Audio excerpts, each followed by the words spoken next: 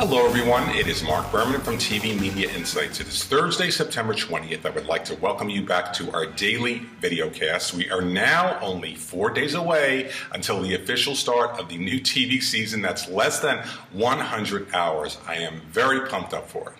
Now, before I get into some comments, of course, about Survivor and Big Brother, I would like to talk about an event I went to last night. This was very cool.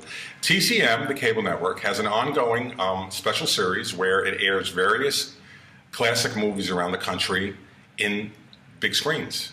Well, yesterday I went to a screening of The Birds, which was from Alfred Hitchcock, of course, from 1963, and there was something very special about seeing a classic movie, particularly Hitchcock, in a crowded movie theater where you're hearing the reactions of the other people in the audience. Some of the really serious scenes, which at that time were very serious, people were actually laughing at, but it was an absolute blast. I thank you very much, TCM. Thank you, Fathom Events, and particularly Mr. TV from the South, Lee McMichael, who told me about this.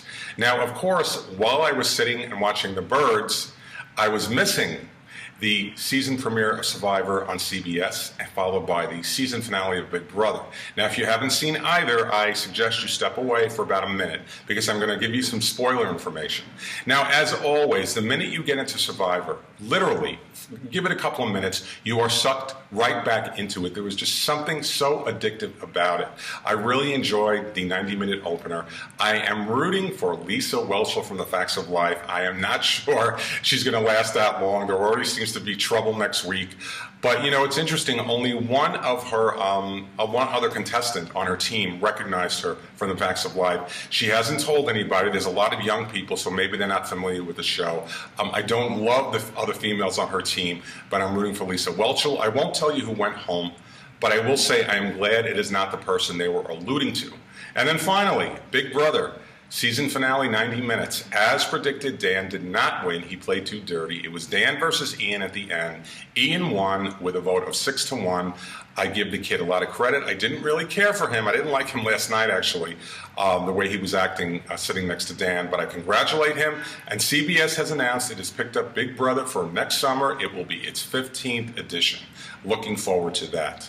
Now, let's go to David Letterman in Late Night. On Tuesday, his special guest was President Barack Obama, and due to his presence, Letterman increased to a 4.0 rating in households in the overnight markets. That was his best overnight performance since February 9th, 2010, and due to the increased lead-in support, The Late Late Show with Craig Ferguson followed also with his best performance in the overnights in 2.5 years. Very interesting. Let's go to cable, Comedy Central, Tosh 0.0, I think that's what you call it. The comedy series has been picked up. For its 5th season, Comedy Central has ordered 30 new half hours. That's a lot of episodes. Let's go to FearNet. They have picked up former HBO anthology, Tales from the Crypt, which was really ahead of its time. And somebody actually emailed me yesterday asking, will they air these episodes unedited? Because it got kind of graphic. My answer is I'm not really sure. I'm assuming they will edit it down. I hope they don't. But FearNet has picked up Tales from the Crypt.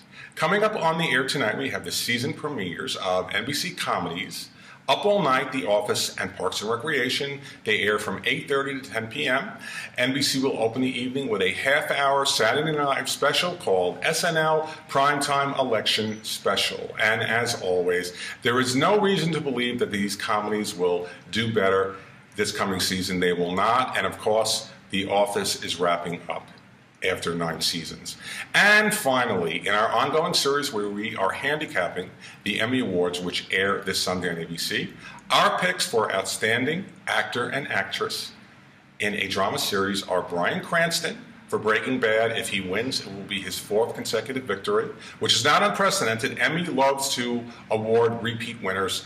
And Claire Danes from Showtime drama Homeland. If you're looking for a sure thing, I would go with Claire Danes. And that is our daily videocast from TV Media Insights on this 20th day in September, just 4 days until the start of the new TV season. I hope everybody has a great day, and I'll be back with more news about my favorite medium, television, tomorrow. Signing off, Marc Berman.